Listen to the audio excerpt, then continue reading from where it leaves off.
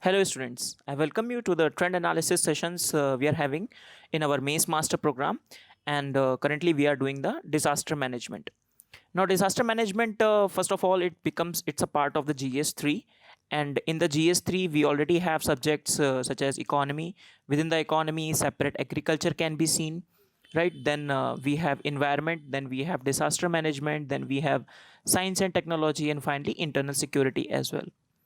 So there are many subjects in GS3, and if we see the marks pattern in GS3, GS3 is said to be one of the um, high scoring subjects as compared to GS1, GS2, and ethics. So this portion, though we will see the marks pattern also, which how many questions have been asked, but disaster management is one such portion. If you focus and you prepare strategically and with congruence with respect to other subjects, for example, geography and current affairs, you will be able to take it up very easily, right? So if we see question pattern, so one question has been asked in 3 years, 2013, 14, and 15, and one question in 2017 and 2018. And in 2016 and 2019, two questions have been asked. So you can see basically one or two questions are asked every year, and this will be the pattern going forward. So whether it can be 15 marker or 10 marker, but till now minimum marks 15 has been asked in last 4 years, till from the time it has been more standardized. So what we need is smart strategy. Why is it so? Because as I've told you, a lot of focus in GS3 goes to economy, and rest goes to the internal security, isn't it? So many a times disaster management is one such topic, it is sandwiched between very heavy weight topics, isn't it? So that is why we need to a bit prepare it bit strategically, and this is will be our focus in this particular session also. So disaster management, I have restructured the syllabus. So first part can be disaster management basics, where the basic part of disaster management, different cycle of disaster management, how a disaster management itself has changed. For example, when we start teaching disaster management, we tell that earlier disaster was considered as a um, sporadic events, or they were seen as an act of god. Okay, they will come and they will cause some disaster and we will be reactive to it.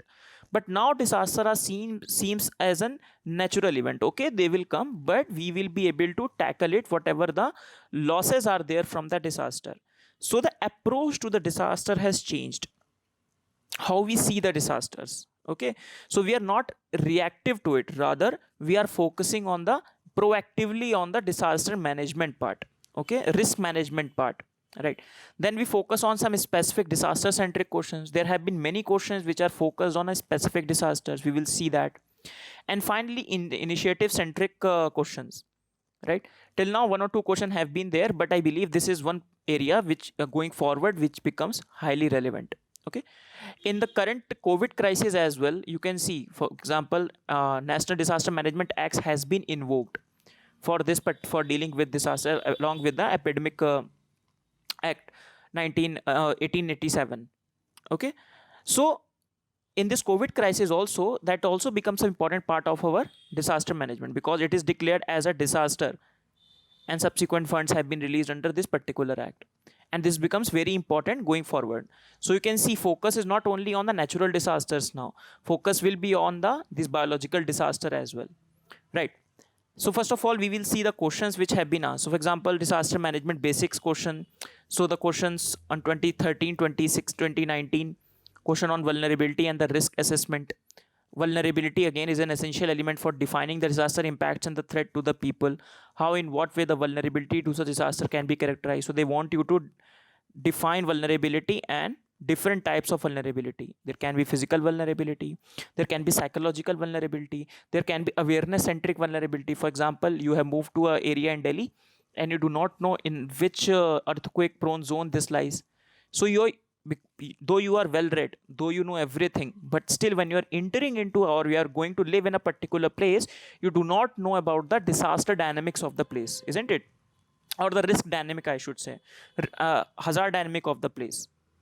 Okay, so we need to be aware about it. So awareness about these things. The physical vulnerability can be there, some economic vulnerability there.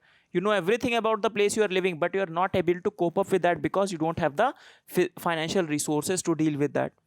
Okay, so there can be various types of vulnerability. So these all become part of our disaster management basics. So where we define the terms such as, so what are the part? For example, we define the difference between hazard versus disaster, what is risk assessment, risk, disaster resilience, and all these things.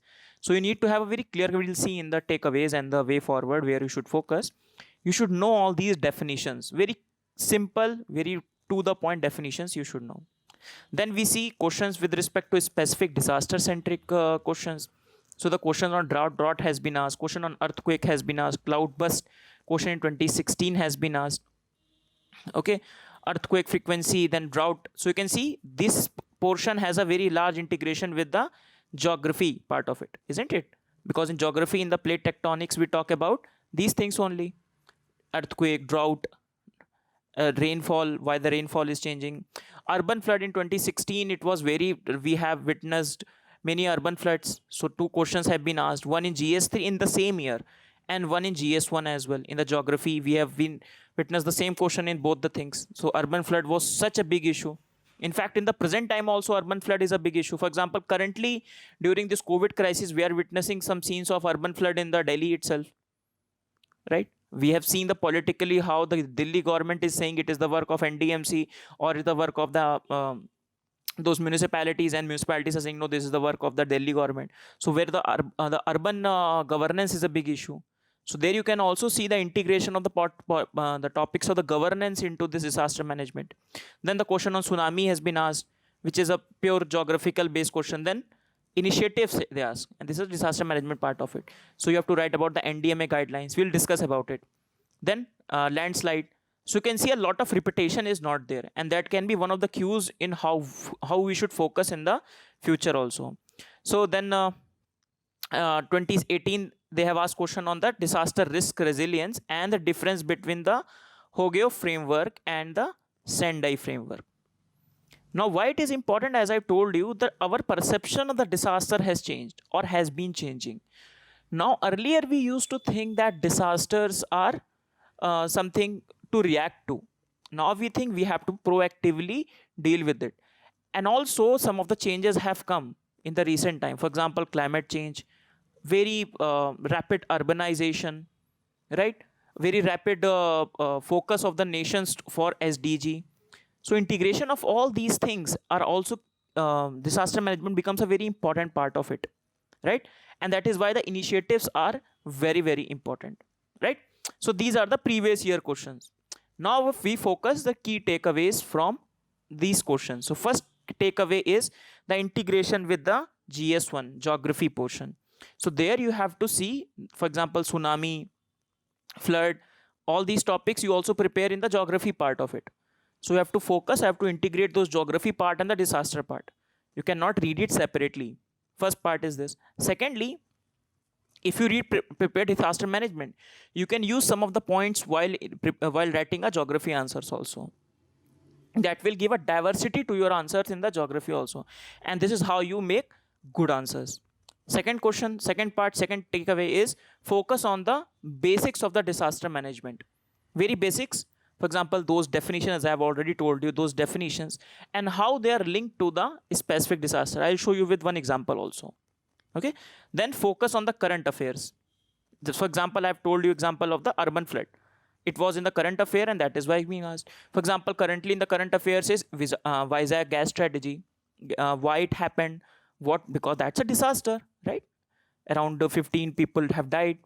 Many people are impacted out of it. Floods which are recurring in the Assam and the Bihar area, that is also a big issue. So focus on the current affairs, the initiatives also in the current affairs, and those become very important part of your preparation. And those current affairs you already prepare, isn't in the prelims, isn't it? So what you can do while preparing those current affairs, you can demarcate it. Okay, these are the current affairs which are disaster management centric. You can keep it aside or something like that, so that you can all see, okay, which are the important 5 to 6 areas where we have to focus. For example, many of the cases of urban fires were there last year. It was expected a question on the urban fire, but it was not asked. But urban fire, many of the cases of urban fire were there. There was a case in Gujarat, there was a case in Delhi, right? Okay. So going forward, what should be our focus area, right? So first focus area in this disaster management basics is the definitions of the basic term. Prepare some 20 odd pages notes of disaster management so that at before exam you can revise those. Okay, in those notes these things are must. So definition of disaster management, definition of hazard, definition of vulnerability, different types of vulnerability, disaster risk reduction, disaster resilience, disaster resilient infrastructure, what is the definition. Very working knowledge definition will work, but you have to cram those definition before entering into the exam, so that in the exam part you don't have to think and write. Okay, second, disaster management cycle. So you need to focus on the cycle which is being there. You can see all these contents are present in your National Disaster Management Plan 2016. This particular cycle is given, and if you use that cycle, that will give you more authenticity to your answers. Then prepare some very basic statistics with respect to the disaster. Very basic statistics, what does that mean?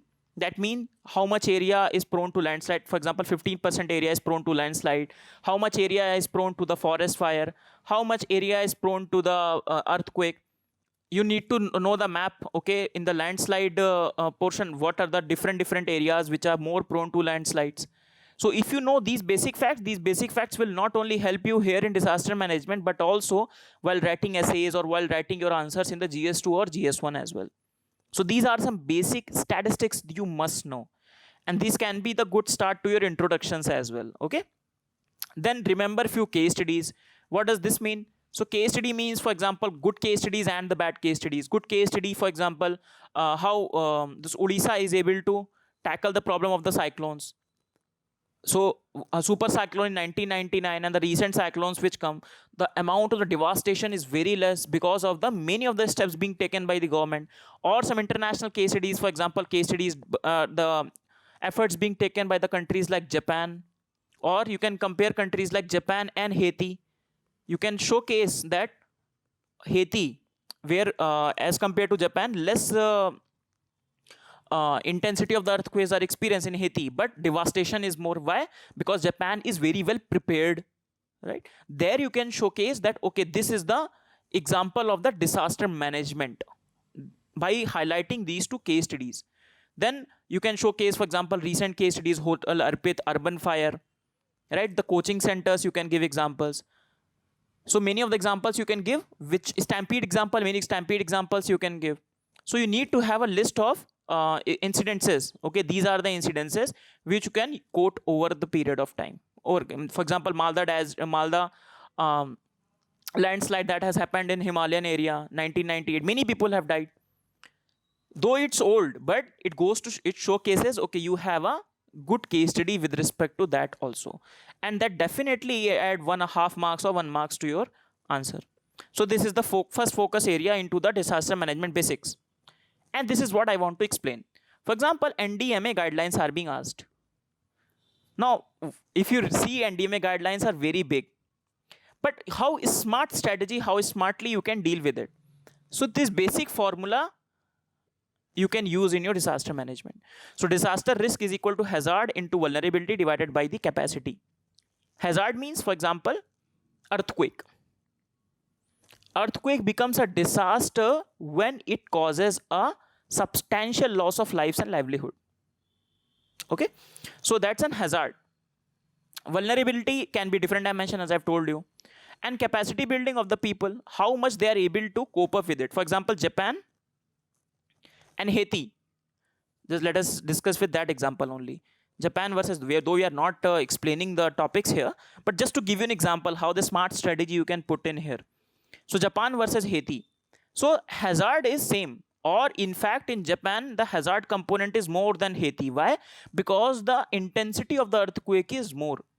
However, the vulnerability of the Japan is less and the capacity building of the Japan is more, and that is why overall disaster risk is less than the Haiti. Now getting my point, I believe. And you can use the same definitions to write many things. For example, if the NDMA guidelines are being asked, if you don't remember that, then write few points. For example, with respect to hazard, write the points such as early warning system should be there, early advisory system should be there. How you reduce your vulnerability, made some structural measures, make some non-structural measures, proper regulation enforcement should be there. Okay, for capacity building, write the points that local governance, capacity building and training of the people, mock drills, research and development. So these are the very generic points. And even if you write these points, this will suffice. because the examiner also knows that nobody knows the NDMA guidelines. Okay, and even if you read the NDMA guidelines now, if you go for some disaster and read NDMA guidelines, you can divide all the points which are given into these three categories. I'm sure of it. Okay, so even if you're preparing for any disaster in general, divide those guidelines into these three headings. Okay, and this is how you can prepare smartly, right? Okay, then next focus area with respect to the specific disasters. So focus on the disaster which have not been asked. If you see the questions that we have delineated, the repetition is not there from 2013 to 2019. So what you can do on focus on the disaster which have not been asked if you have a paucity of time. So for example, floods not have been asked. Urban flood has been asked, but normal floods have not been asked. They can ask you a question between the difference between urban floods and the normal floods. Okay, now with respect to flood, question can be asked that why the recurrent floods in Assam and Bihar. Then you have to write some localized points as well. Then very last year, as I told you last year, urban fires were very much famous. Stampedes, the crowd management, because in India we witnessed many stampedes, right? Elphinstone Bridge in 2015, 2016, we have witnessed many people died in Mumbai only. Then biological disasters, why? Because the COVID-19 was there. How the pandemic spread and what are the future vulnerabilities or future, how we should build the future resilience towards the biological disasters, right? Industrial disaster, for example, this has not been asked. So Vizag gas leak, because of this industrial disaster, can be in question. More importantly, one thing I want to draw your attention to this integration of disaster management with the other issues. Other issues, so as to say, that is urbanization and climate change. What are the integration of the climate change and the disaster management, and the integration of urbanization and the disaster management? Why? Because of the urbanization, the problem of the disaster has increased. And one of the example is urban fire only. One of the example is urban flood only. How climate change impact disaster management and vice versa. So you have to prepare some points along those lines. How question can be asked, how our efforts for disaster management, can be related to the SDG framework also. How if we work for the disaster management, that will contribute to the SDG. So you have to relate disaster management to the SDGs as well. Okay. Now going forward with respect to this initiative centric questions. So you have to prepare a national structure. What the national structure we have to deal with the disaster management? For example, National Disaster Management Act we have. Then we finally have, after many years, National Disaster Management Plan. Question on these institutive things such as National Disaster Response Force can be asked, that what are the problems they are facing. So these question can be asked. Internationally, Sendai framework, one question has been asked, but again the question can be repeated as well. Then many initiatives which are in current affair. For example, CDRI, that is Coalition for Disaster Resilient Infrastructure. This is, I believe, very important. Why? Because it was mentioned in our recent budget also. Plus, this is the second initiative by India after the International Solar Alliance. So I believe this becomes very important. Now within this, you can see one topic of disaster resilient infrastructure. So the question itself first can come, okay, what do you understand by the disaster resilient infrastructure? Okay. Now we are going for national infrastructure pipeline, or the infrastructure is set to boost the India's growth going forward. Now why our infrastructure must be disaster resilient, right? So in that regard, we have to focus on the disaster resilient infrastructure. And then you have to mention about the coalition of the disaster management resilient infrastructure. So these are the areas, these are the focus areas going forward, especially for 2020 and going beyond it after it as well. Okay. So I hope I was able to help you out with disaster management, because it's a very small, tricky topic, I'll say. As we have discussed, only 1 to 2 questions are there. Now, this approach is very different from the approach I told you for world history or post-independence India, isn't it? Post-independent consolidation. So, however, very smartly, if you prepare, you in 1 to 2 days or 2 to 3 days, you can prepare all the notes of it. All the compilations are ready. You can download the National Disaster Management Plan to get some basic ideas. Some very basic and at a very initial level, they have given all the content. So don't have to go for a lot of sources as well. Okay, and keep an eye on the current affairs. And this is all with respect to the disaster management.